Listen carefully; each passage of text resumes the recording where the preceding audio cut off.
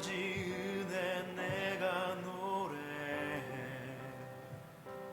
그 사랑 변함없으신 거짓 없으신 성실하신 그 사랑 사랑갈 때 꺾지 않으시는 꺼져가는 등불 끄지 않는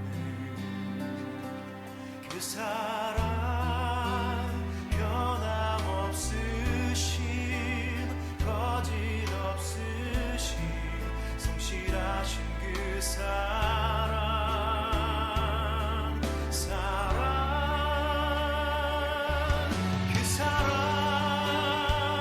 날 위해 주신 날 위해 다시 사신 예수 그리스도 다시 오실 그 사랑 죽음도 생명도 천사도 하늘의 어떤 권세도 끊을 수 없는 영원한 그 사랑 예수.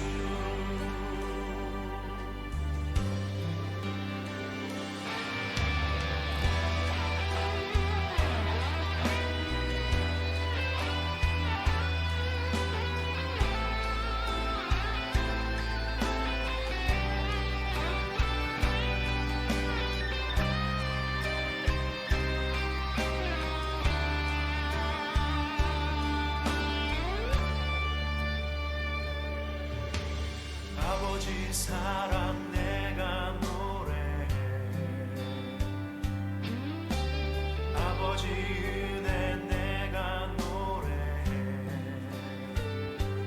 그 사랑 변함없으신 거짓 없으신 성실하신 그 사랑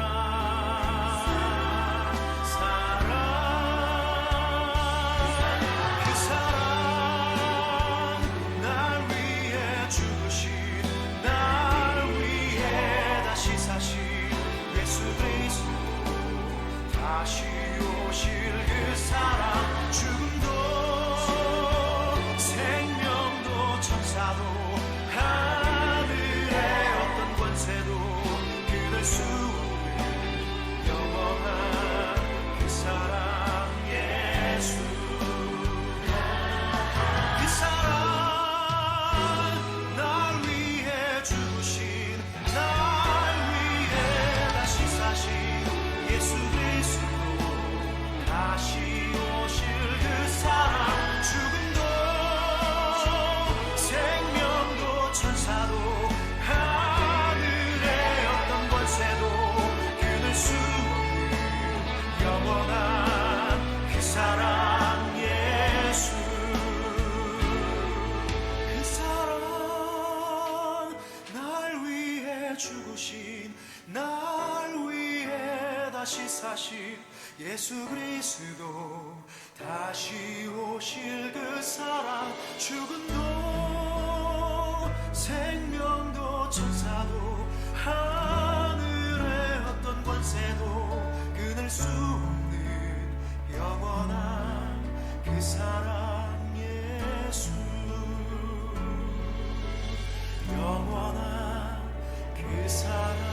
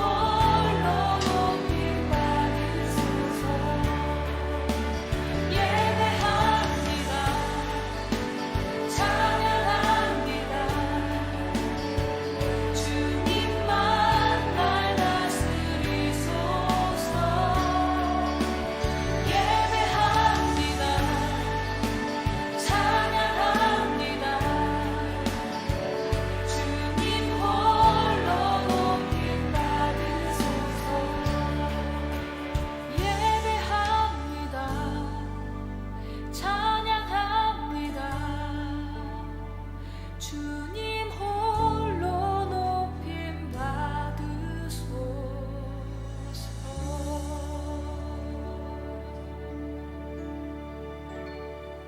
나의 사랑하는 자의 목소리 듣기 원하는 나의 사랑 나의 어여쁜 자야 바위 틈은 미란 곳에서 듣기 원하는 부드러운 주님의 음성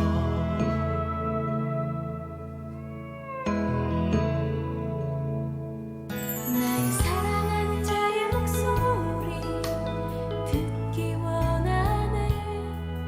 나의 사랑 나의 어여쁜 자야 바위 틈은 미란 곳에서 듣기 원하네.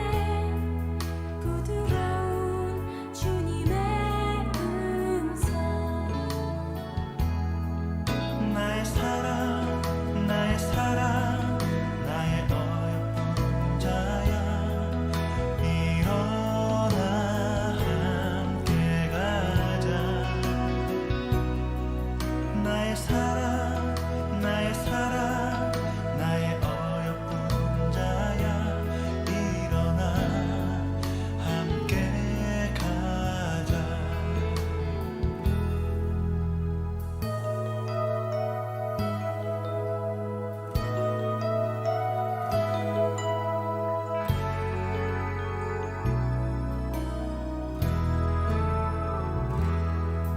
나의 사랑하는 자의 목소리 듣기 원하네 나의 사랑 나의 어여쁜 자야 바위 틈은 미란 곳에서 듣기 원하네 부드러운 주님의 음성 나의 사랑 나의 어여쁜 자야 일어나 함께 가자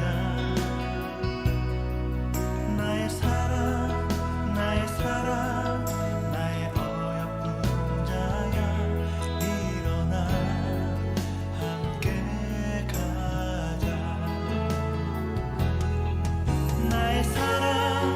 나의 사랑 나의 어여쁜 자야 일어나 함께 가자 나의 사랑 나의 어여쁜 자야 일어나 함께 가자 일어나 함께 가자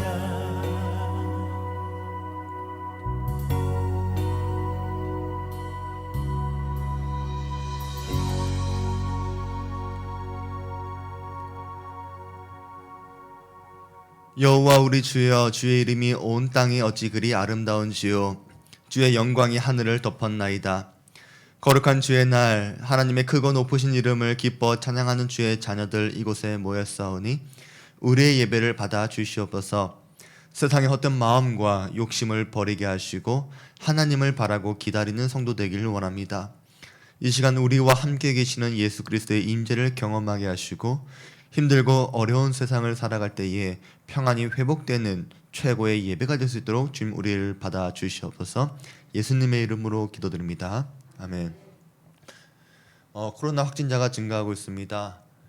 지금은 2.5단계인데 3단계가 되어지게 되면 이제 교회들도 이제 비대면 예배로 전환하게 될 것입니다. 교회 안에서도 반드시 마스크와 거리에 두기를 여러분 반드시 해주시길 부탁을 드리겠고요. 우리 주안교회의 실시간 예배는 유튜브 주안 침례 교회를 통해서 참여하실 수 있습니다. 물론 우리가 원칙적으로는 비대면 예배가 드려야 되겠지만 또 예배를 준비하는 예배 최소 필수 인원은 필요하기 때문에 여러분 참고해 주시길 부탁을 드립니다. 올해 성탄절 예배는 12월 25일 오전 11시에 본당에서 있습니다. 부서별 행사는 따로 드리지 않습니다. 참고해 주시길 바라겠고, 우리가 거리두기로 좀 많은 분들이 좀 못 오시게 되었지만 여러분을 만나게 돼서 참 반갑습니다. 참 반갑습니다. 얼굴을 볼 수 있다는 게 이렇게 기쁘고 감사한지 날마다 깨닫는 것 같습니다. 우리 준비된 예물 하나님께 드리도록 하겠습니다.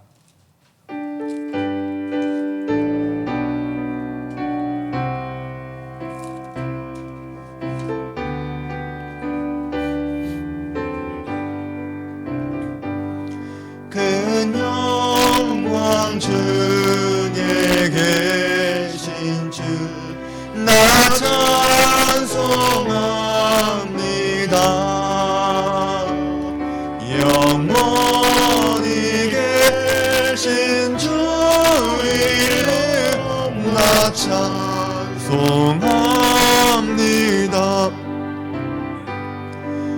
한없이 크신 능력을 나 찬송합니다.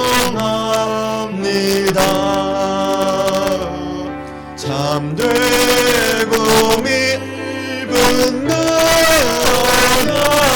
나 찬송합니다.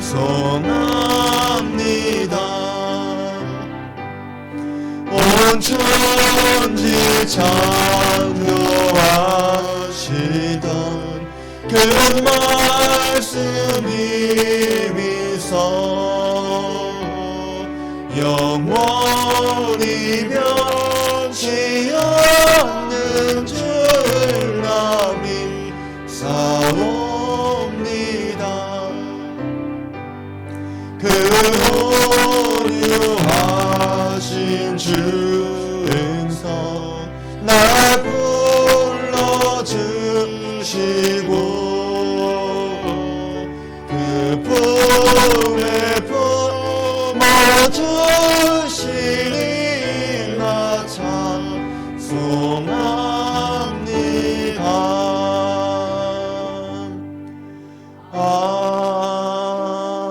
아멘.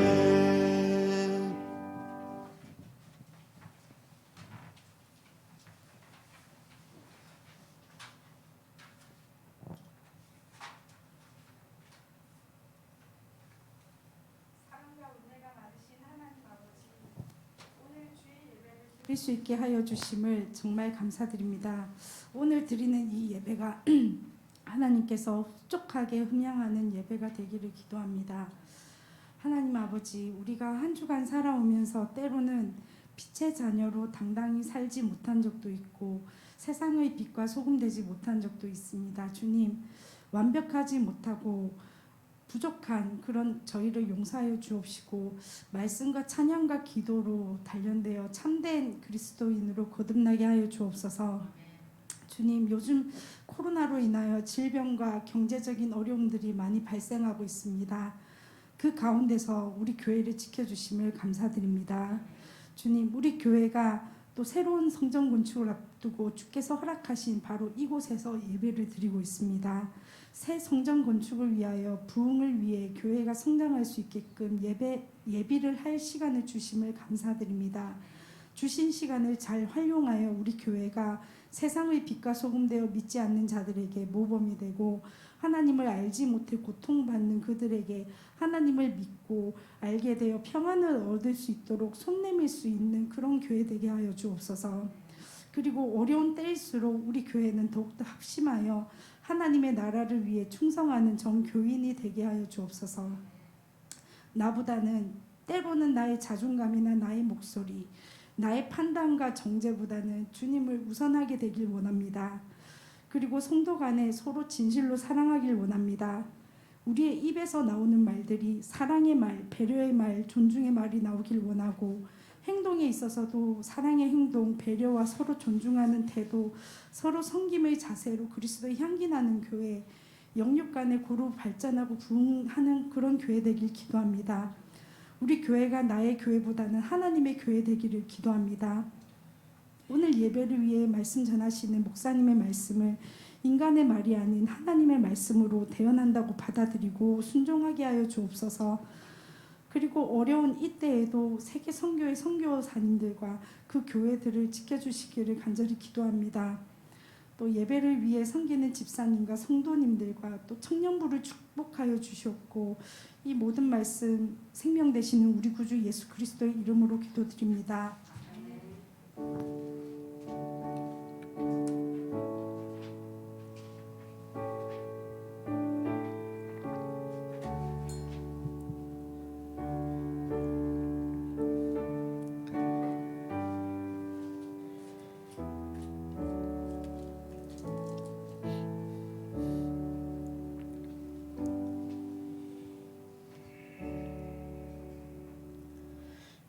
오늘 우리에게 주신 말씀은 다니엘 4장 1절부터 19절에 있는 말씀입니다. 다니엘 4장 1절부터 19절까지에 있는 말씀입니다. 느부갓네살 왕은 천하에 거주하는 모든 백성들과 나라들과 각 언어를 말하는 자들에게 조서를 내리노라 원하노니 너희에게 큰 평강이 있을지어다.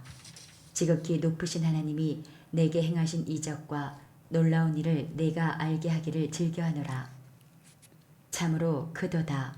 그의 이적이여 참으로 능하도다. 그의 놀라운 일이여 그의 나라는 영원한 나라요 그의 통치는 대대에 이르리로다. 나 느부갓네살이 내 집에 편히 있으며 내 궁에서 평강할 때에 한 꿈을 꾸고 그로 말미암아 두려워하였으니 곧 내 침상에서 생각하는 것과 머릿속으로 받은 환상으로 말미암아 번민하였었노라. 이러므로 내가 명령을 내려 바벨론의 모든 지혜자들을 내 앞으로 불러다가 그 꿈의 해석을 내게 알게 하라 하였더라. 그때에 박수와 술객과 갈대아 술사와 점쟁이가 들어왔으므로 내가 그 꿈을 그들에게 말하였으나 그들이 그 해석을 내게 알려주지 못하였느니라. 그 후에 다니엘이 내 앞에 들어왔으니 그는 내 신의 이름을 따라 벨드사살이라 이름한 자요 그의 안에는 거룩한 신들의 영이 있는 자라. 내가 그에게 꿈을 말하여 이르되 박수장 벨드사살아 내 안에는 거룩한 신들의 영이 있은즉 어떤 은밀한 것이라도 내게는 어려울 것이 없는 줄을 내가 아노니 내 꿈에 본 환상의 해석을 내게 말하라. 내가 침상에서 나의 머릿속으로 받은 환상이 이러하니라. 내가 본즉 땅의 중앙에 한 나무가 있는 것을 보았는데 높이가 높더니 그 나무가 자라서 견고하여지고 그 높이는 하늘에 닿았으니 그 모양이 땅끝에서도 보이겠고 그 잎사귀는 아름답고 그 열매는 많아서 만민에 먹을 것이 될 만하고 들짐승이 그 그늘에 있으며 공중에 나는 새는 그 가지에 깃들이고 육체를 가진 모든 것이 거기에서 먹을 것을 얻더라. 내가 침상에서 머릿속으로 받은 환상 가운데에 또 본즉 한 순찰자 한 거룩한 자가 하늘에서 내려왔는데 그가 소리질러 이처럼 이르기를 그 나무를 베고 그 가지를 자르고 그 잎사귀를 떨고 그 열매를 해치고 짐승들을 그 아래에서 떠나게 하고 새들을 그 가지에서 쫓아내라.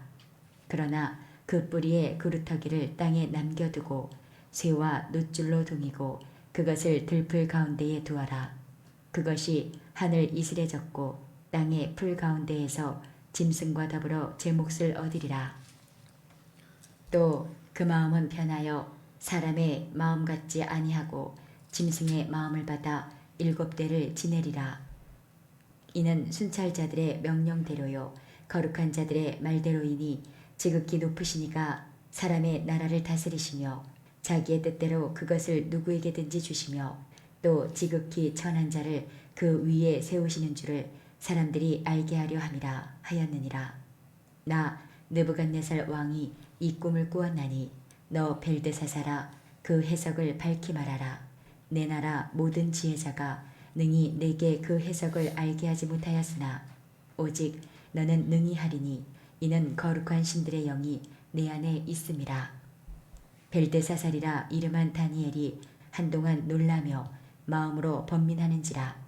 왕이 그에게 말하여 이르기를 벨드사살아 너는 이 꿈과 그 해석으로 말미암아 번민할 것이 아니니라.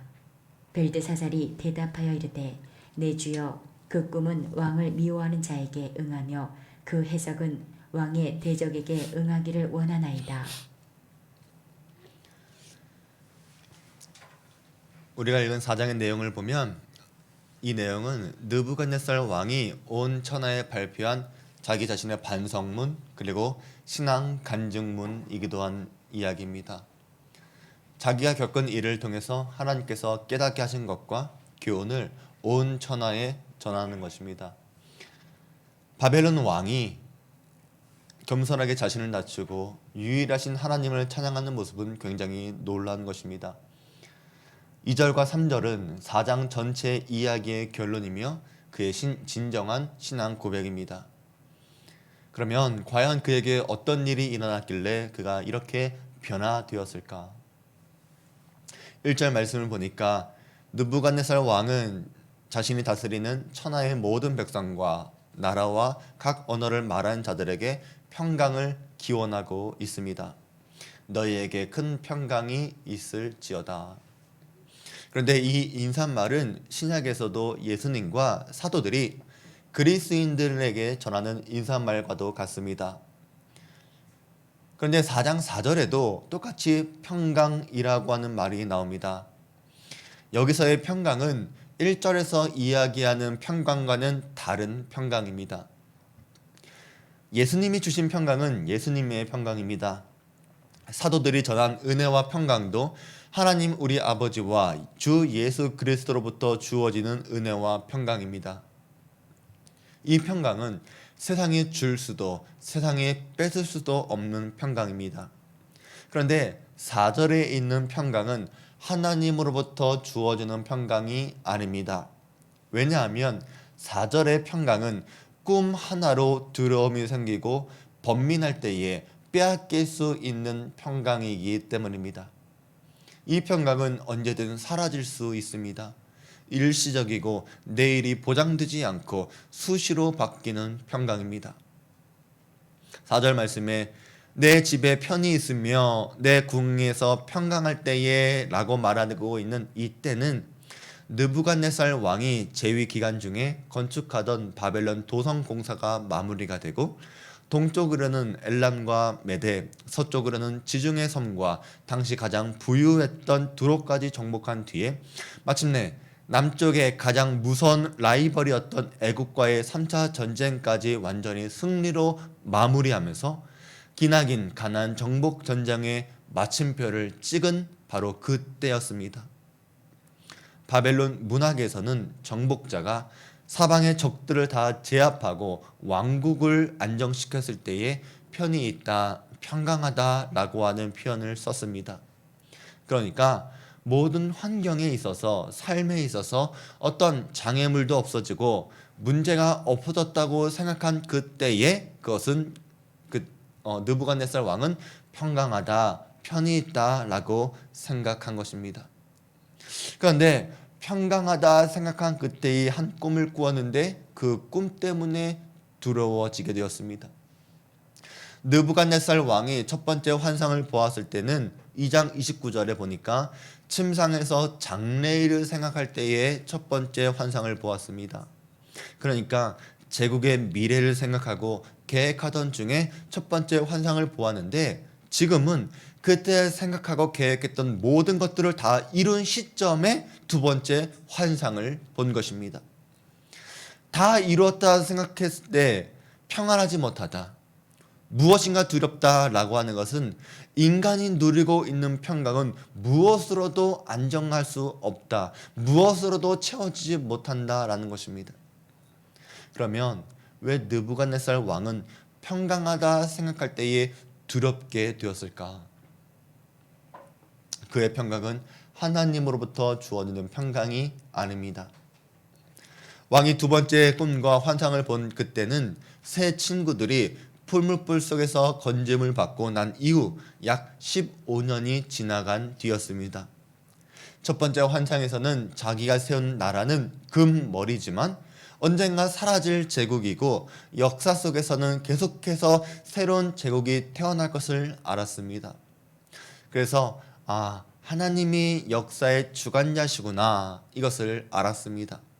그리고 포물불 속에 새 친구들을 구원하시는 하나님을 보면서 하나님의 능력도 보았습니다. 그러면서 사람을 구원할 신은 하나님밖에 없다 이것을 그의 입으로 고백하기도 했습니다. 그런데 이어지는 본문을 보니까 그는 여전히 하나님을 신뢰하지 못한 채 살아가고 있었다 이것을 보여줍니다. 8절에 있는 말씀을 보니까 그 후에 다니엘이 내 앞에 들어왔으니 그는 내 신의 이름을 따라 벨드사살이라 이름한 자요라고 이야기합니다. 그러니까 느부갓네살 왕은 다니엘과 그 친구들로부터 하나님을 경험했지만 그의 신은 여전히 벨이었다는 것입니다. 하나님을 아는 것과 하나님을 주인으로 삼는 것이 얼마나 다른 것인지 그는 알지 못했습니다.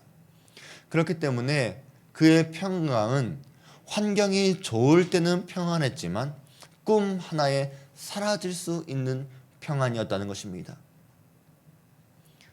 하나님의 사람들은 환경이나 사람이나 어떤 말이나 꿈 하나에 사라질 평안을 갖고 있지 않습니다. 어떤 이해할 수 없는 불안한 상황 속에서도 언제나 가장 선하고 최고의 길로 인도하실 하나님을 믿기 때문입니다.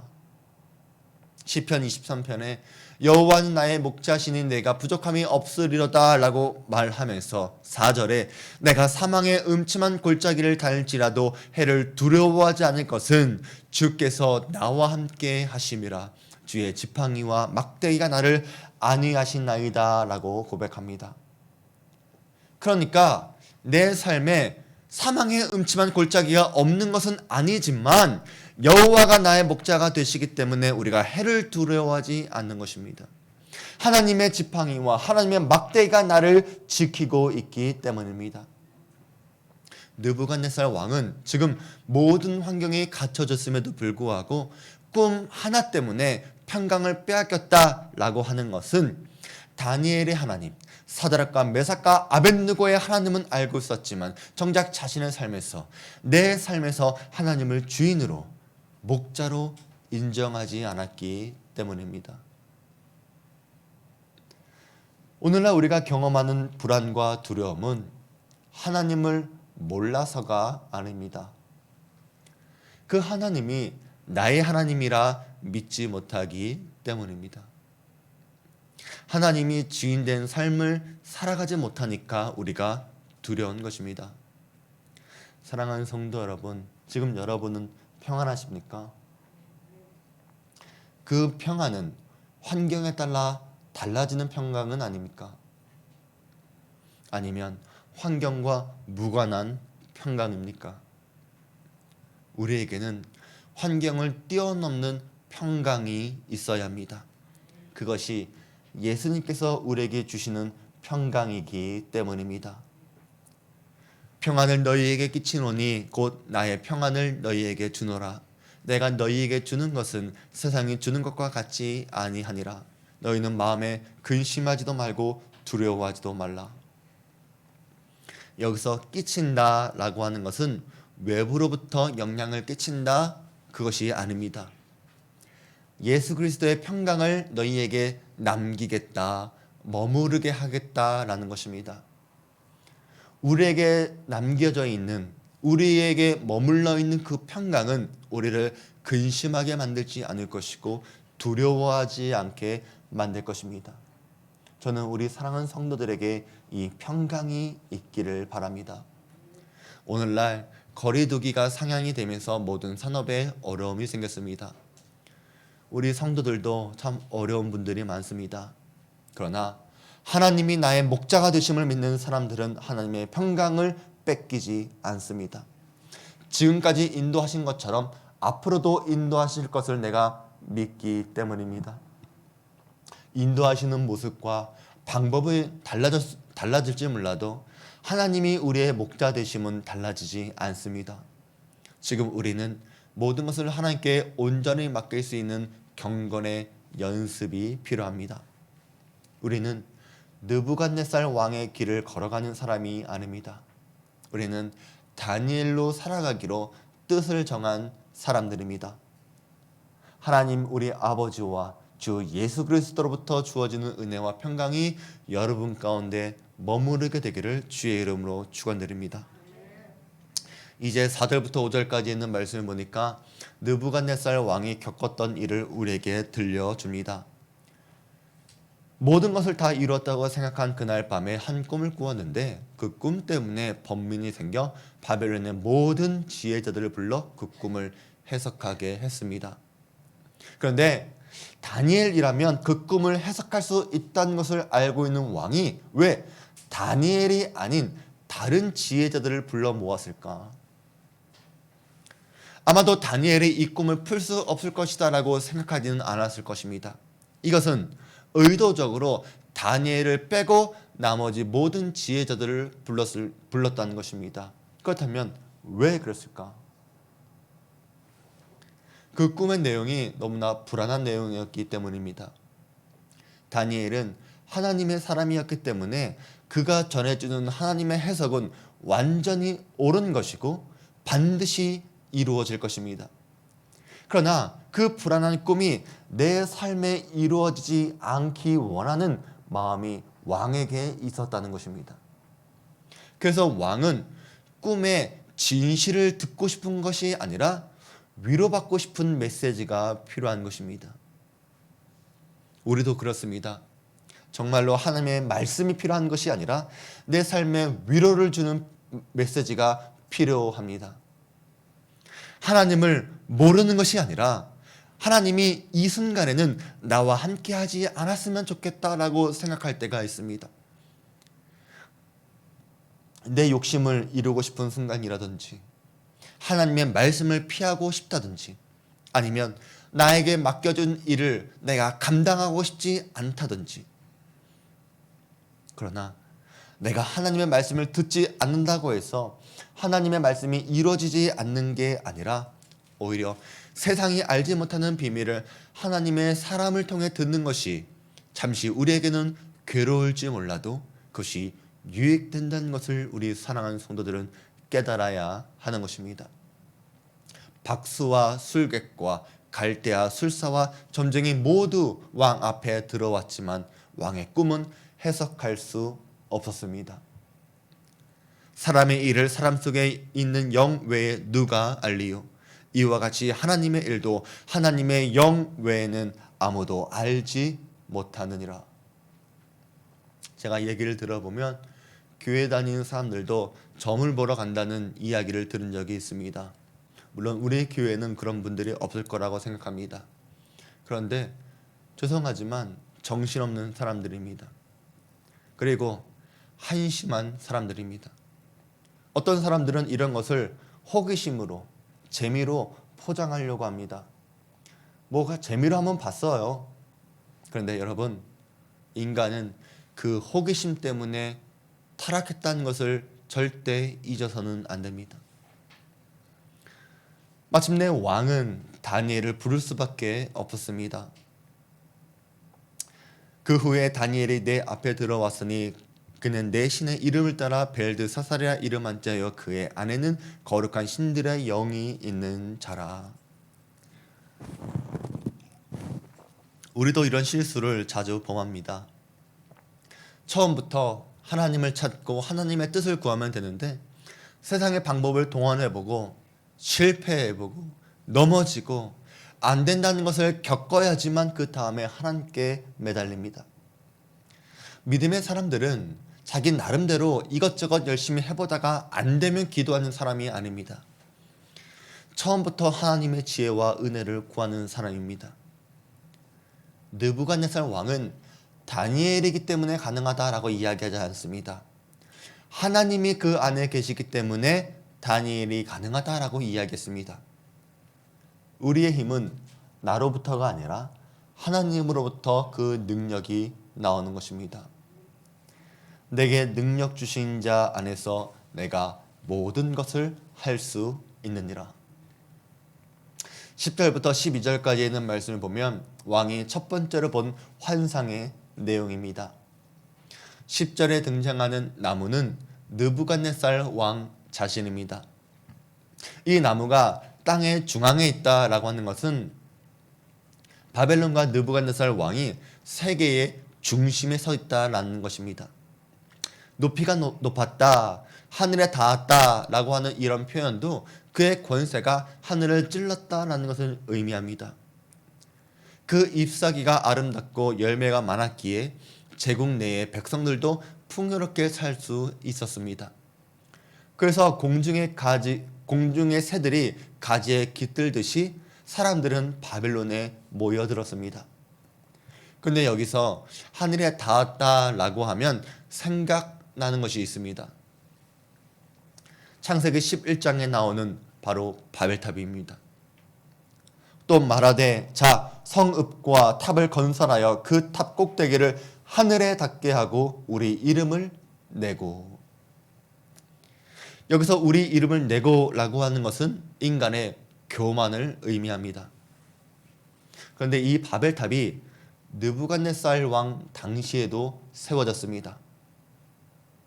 그리스 역사가 헤로도투스는 가로 세로 높이가 180규빗이나 되는 바벨탑이 있었다라고 이야기했는데, 독일의 고고학자 로베르트 콜데바이는 바벨탑 유적의 흔적을 발견했습니다. 콜데바이가 측정한 규모를 보니까 91.5m로 헤로도투스와 비교할 때에 1.5m밖에 차이가 나지 않았습니다. 독일의 페르가몬 박물관에는 바벨론 유적 발굴 기록이 있는데, 르브르 박물관에는 에사길 타블렛, 바벨론의 상세한 크기가 기록되어 있는 점토판이 있습니다. 또 석비에는 바벨론 왕을 상징하는 원뿔 모양의 왕관을 쓰고 있는 느부갓네살 왕이 있습니다. 30절에 있는 말씀을 보시길 바랍니다. 나 왕이 말하여 이르되 이 큰 바벨론은 내가 능력과 권세로 건설하여 나의 도성으로 삼고 이것으로 내 위엄의 영광을 나타낸 것이 아니냐 하였더니. 그러니까 느부갓네살 왕은 바벨론의 뛰어난 문명과 건축물도 내가 건설하고 내 영광을 위한 것이고 모든 것을 내가 했다라고 이야기했습니다. 하나님을 알고 그분의 크심과 그분의 능력을 내가 알고 있다고, 내가 찬양한다고 이야기했지만 그의 마음속에는 하나님이 아니라 내가 한 것이라고 하는 교만이 가득했다는 것입니다. 그 교만이 내가 하나님이다, 그 교만이 하늘에 닿았다는 것입니다. 그래서 하나님은 느부갓네살 왕의 교만을 강력하게 경고하셨습니다. 내가 침상에서 머릿속으로 받은 환상 가운데에 또 본즉 한 순찰자, 한 거룩한 자가 하늘에서 내려왔는데 그가 소리질러 이처럼 이르기를 그 나무를 베고 그 가지를 베고 그 잎사귀를 떨고 그 열매를 해치고 짐승들을 그 아래서 떠나게 하고 새들을 그 가지에서 쫓아내라. 그러나 그 뿌리의 그루터기를 땅에 남겨두고 새와 노줄로 동이고 그것을 들풀 가운데에 두어라. 그것이 하늘 이슬에 젖고 땅의 풀 가운데의 짐승과 더불어 제 몫을 얻으리라 이야기했습니다. 이 순찰자는 하늘에서부터 내려온 거룩한 자입니다. 이 순찰자는 파수꾼의 의미를 갖고 있습니다.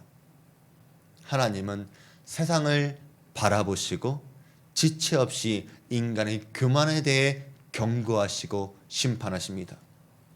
하나님의 사자가 소리질러 그 나무를 베고 가지를 베고 잎사귀를 떨고 열매를 해쳐서 짐승들과 새들을 쫓아내라 명령합니다. 이것은 왕의 권세와 힘이 순식간에 사라지게 될 것을 예언하는 것입니다. 화려했던 느부갓네살 왕과 바벨론은 한순간에 사라지게 될 것입니다. 새와 노줄로 동이고 그것을 들불 가운데 풀어두어라 라고 하는 것은 당시 정신병자에게 대한 관습이었습니다. 이것은 왕이 앞으로 처하게 될 비참한 왕의 상태를 예언하는 것입니다. 느부갓네살 왕은 바벨론 대제국의 왕으로서의 권위와 건설을 잃게 될 것이고 사람들에게 버려져 비참하게 살게 될 것입니다. 이것이 하나님의 징계의 비참한 결과입니다. 그러면 하나님께서 왜 징계를 하시는가? 17절에 있는 말씀을 보면 지극히 높으신 이가 사람의 나라를 다스리시며 자기의 뜻대로 그것을 누구에게 주시며 또 지극히 천한 자를 그 위에 세우시는 줄을 사람들이 알게 하려 함이라 하였느니라. 그러니까 느부갓네살이 왕이 된 것도 큰 권세를 갖게 된 것도 하나님께서 허락하신 일인데 하나님을 하나님 자리에 두지 않고 내가 설 때에 하나님은 그 인간의 교만을 심판하시는 것입니다. 사람을 세우고 사람을 패하시는 분도 하나님이십니다. 제국이 세워지고 제국이 사라지는 것도 하나님 손에 달려 있습니다. 그렇다면 내가 내 손으로 무엇인가를 이룰 것이 아니라 하나님께서 나를 통해 무엇을 이루고 있는가를 봐야 합니다.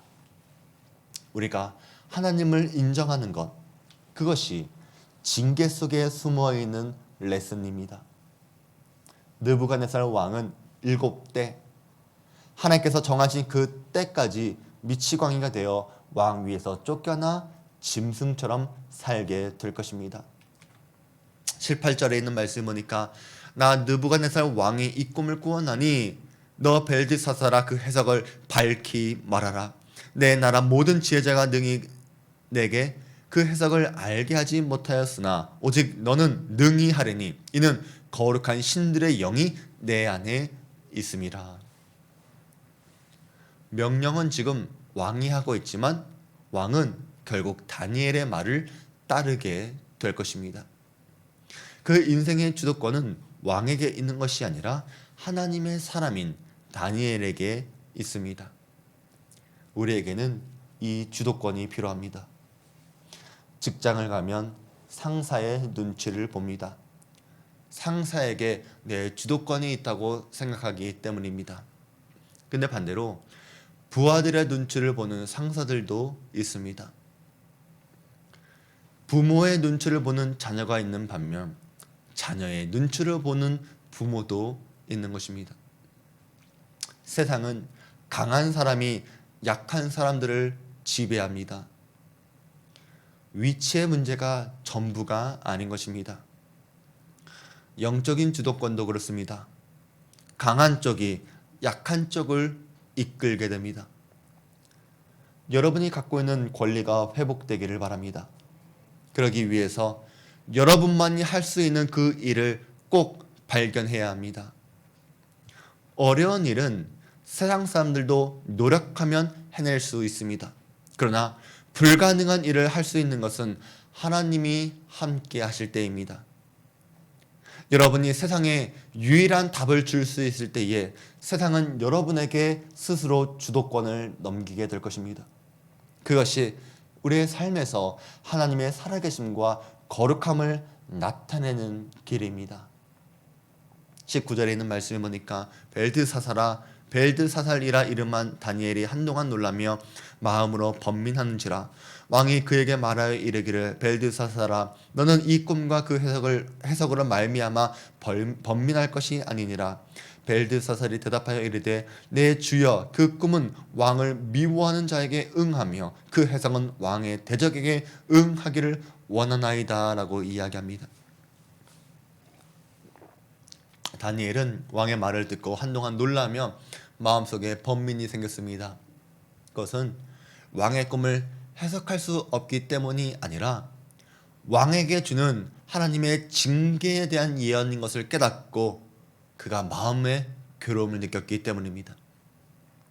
다니엘은 나는 새도 떨어뜨리는 최고의 권력자에게 곧 당신의 지위는 박탈당할 것이요 당신은 미치광이게 되어 쫓겨나 비참하게 살아가게 될 것입니다 라고 말해야 했습니다.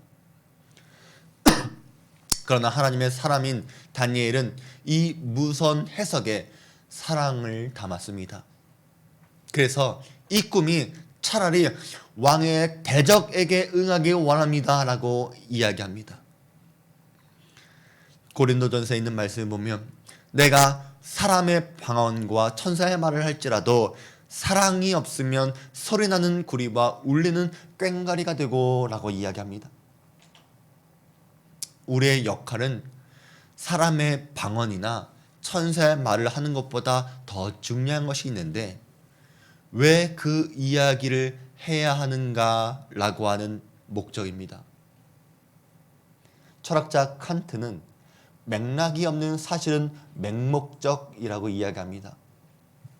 사실이라고 갖고 있는 것이 얼마나 취약한지, 얼마나 위험할 수 있는지를 이야기하는 것입니다. 우리는 사실을 이야기하는 것이 아니라 진실을 이야기하는 사람이 되어야 합니다. 그래서 우리 말 속에 사랑을 담을 때에 하나님이 나에게 꿈과 해석을 말씀하신 이유가 되는 것이고 그 사람은 나를 통해서 하나님의 말씀을 들어야 하는 이유가 되는 것입니다. 다니엘은 사실을 말할 때에 찾아오는 두려움보다 진실을 말하며 느부갓네살 왕을 걱정했습니다. 어떻게 보면 느부갓네살 왕은 다니엘과 유다의 원수입니다. 그러나 이것이 원수도 사랑하는 길입니다. 24절부터는 다니엘의 해석이 나옵니다. 그런데 다니엘은 하나님을 지극히 높으신 이라고 표현합니다. 다니엘 4장에서는 지극히 높으신 이라고 하는 표현이 6번이나 등장합니다. 그것은 다니엘이 의도적으로 하나님께서 지극히 높으신 분이라는 것을 확실히 깨우쳐 주기 위해서입니다. 느부갓네살 왕은 항상 자기가 지극히 높은 자라고 생각했지만 하나님은 그보다 높으신 분이십니다. 지극히 높으신 분이 명령하시는 것은 왕이라도 피할 수 없습니다. 왕의 교만을 징계하는 하나님의 심판은 피할 수 없는 것입니다. 그러나 하나님은 뿌리에 그루터기는 남겨두셨습니다. 이것이 징계 속에 있는 하나님의 긍휼입니다. 우리는 이 그루터기에서 새로운 싹을 보아야 합니다. 우리가 아까 읽은 4장 1절에 느부갓네살 왕이라고 말하는 것을 보면 왕이 미치광이로 왕의 자리에서 쫓겨나겠지만 이 순간에는 다시 제 자리로 돌아왔다는 것을 이야기합니다. 사랑하는 성도 여러분, 고통도 정해진 때가 있다는 것이 얼마나 감사한지 모릅니다. 우리는 징계가 예고될 때에 하나님의 주권과 통치와 위엄을 깨닫고 돌아서면 다시 회복할 수 있습니다. 그래서 4장 2절 3절에 있는 말씀은 느부갓네살이 지극히 높으신 하나님의 능력과 나라와 통치를 찬양한다는 것은 그가 징계 속에 있을 때에 하나님을 발견하고 깨닫게 된 것을 그의 입으로 고백하는 것입니다. 만약에 여러분이 징계를 당한 중에 있다면 빨리 깨닫게 되기를 바랍니다. 징계는 그저 고생을 하는 시기가 아닙니다. 하나님은 우리를 되돌리시기 위해 애쓰고 계십니다. 27절에 있는 말씀을 보니까 그런즉 왕이여 내가 아뢰는 것을 받으시고 공의를 행함으로 죄를 사하고 가난한 자를 긍휼히 여김으로 죄악을 사하소서. 그리하시면 왕의 평안함이 혹시 장구하리이다 하니라. 다니엘의 역할은 계시를 해석해 주는 것에서 끝나지 않았습니다. 그 계시에 어떻게 반응해야 하는지를 가르쳐 주는 사람이었습니다. 하나님의 말씀은 여러분에게 지식을 채워주기 위한 도구가 아닙니다. 삶을 바꾸라라고 하는 하나님의 마음입니다. 해석보다 중요한 것은 적용입니다. 다니엘은 이것이 당신을 향한 하나님의 뜻인데 왕은 지금이라도 회개하고 깨닫고 돌이킨다면 하나님께서 용서하실 것입니다 라고 다시 한번 기회를 주고 있습니다. 우리도 이 기회를 놓치면 안 됩니다. 욥기에 있는 말씀을 보니까 하나님은 한 번 말씀하시고 다시 말씀하시되 사람은 관심이 없도다. 사람이 침상에서 졸며 깊이 잠들 때에나 꿈에나 밤에 환상을 볼 때에 그가 사람의 귀를 여시고 경고로서 두렵게 하시니 이는 사람에게 그의 행실을 버리게 하려 하심이며 사람의 교만을 막으려 하심이라. 그는 사람의 혼을 구덩이에 빠지지 않게 하시며 그 생명을 칼에 맞아 멸망하지 않게 하시느니라. 여기서 하나님은 한 번 말씀하시고 다시 말씀하시되 라고 하는 말을 정확하게 번역하면 한 번 말씀하시고 또 다른 방법으로 다시 한 번 말씀하신다 라고 하는 뜻입니다. 이렇게 하나님은 어떤 방법을 통해서든 누구에게든지 우리에게 계속해서 흔들고 깨워서 말씀하고 계십니다. 사랑하는 자녀야, 너 이대로 가면 절대로 안 돼. 너는 회개해야 돼. 너는 돌이켜야 돼. 너는 깨달아야 돼. 너는 계속 가면 재앙이야 라고 이야기하는 것입니다. 그분은 우리에게 회개를 촉구하시며 우리에게 또 다른 기회를 주고 계십니다.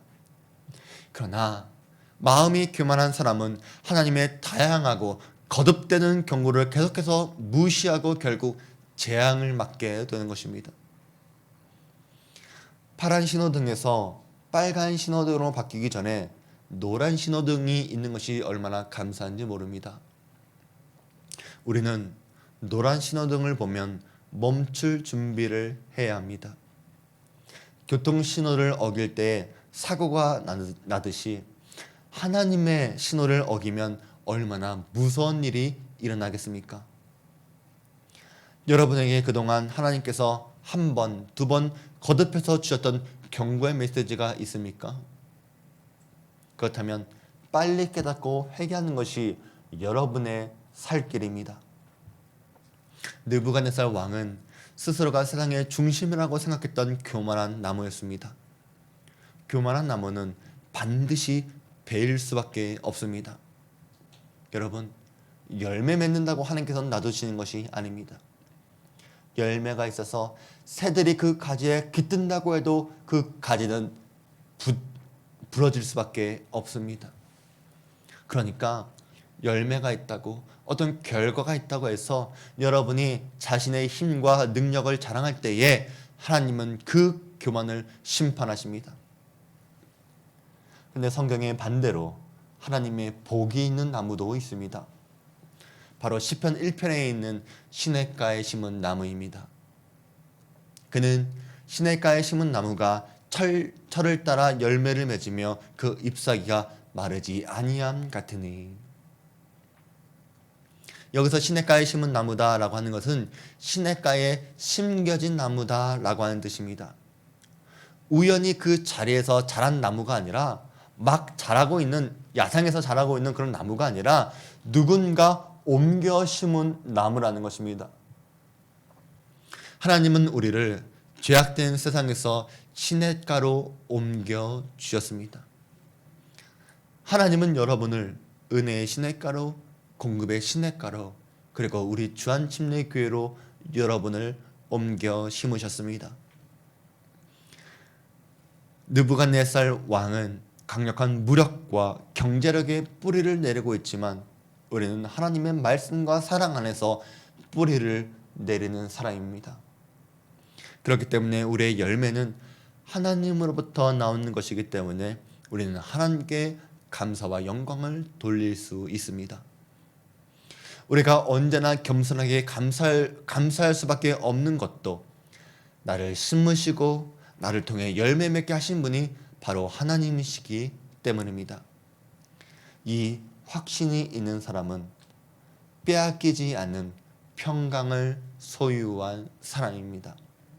저는 우리 사랑하는 모든 주안교회 성도들이 교만하지 않고 시냇가에 심은 나무가 되어 빼앗기지 않는 평강을 소유하는 모든 분들이 되시기를 주의 이름으로 축원드립니다. 말씀을 기억하면서 우리 찬양하겠습니다.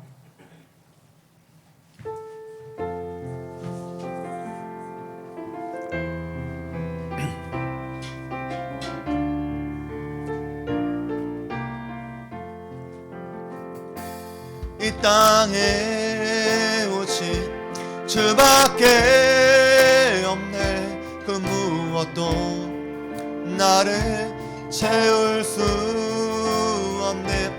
주님의 평안 내 안에 있네. 그 누구도 빼앗을 수 없네. 이 땅에 오직 이 땅에 오직 주밖에 없네. 그 무엇도 나를 채울 수 없네. 주님의 평안 내 안에 있네. 그 누구도 빼앗을 수. 이 땅에 오직 이 땅에 오직 주밖에 없네. 그 무엇도 나를 채울 수 없네. 주님의 평안 내 안에 있네. 그 누구도 빼앗을 수. 십자가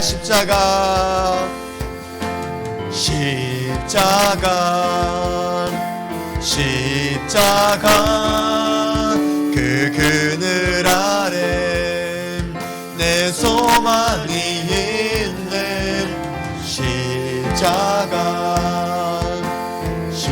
십자가 그 그늘 아래 내 생명이 있네. 지극히 높으신 하나님의 행하신 일을 볼 때에 하나님께 영광과 찬송을 드립니다. 주님 홀로 받아 주시옵소서. 우리의 삶의 수많은 일들 가운데 평안할 수 있는 것은 주님이 나의 목자가 되시기에 푸른 풀밭과 물가로 인도하심을 믿기 때문입니다. 오늘 이 시간 하나님께서 하신 말씀에 귀를 기울이며 나의 삶과 나의 신앙을 돌아봅니다. 내가 세웠다고 생각한 모든 교만을 버리게 하시고 하나님께 공의와 은혜를 주님께 돌릴 때에 우리의 평안이 장구하기를 원합니다. 내 삶을 구속하는 모든 악하고 세상적인 주도권에서 자유하게 하시고 오직 주님만이 내 삶의 주인 되심을 주장하게 하여 주시옵소서.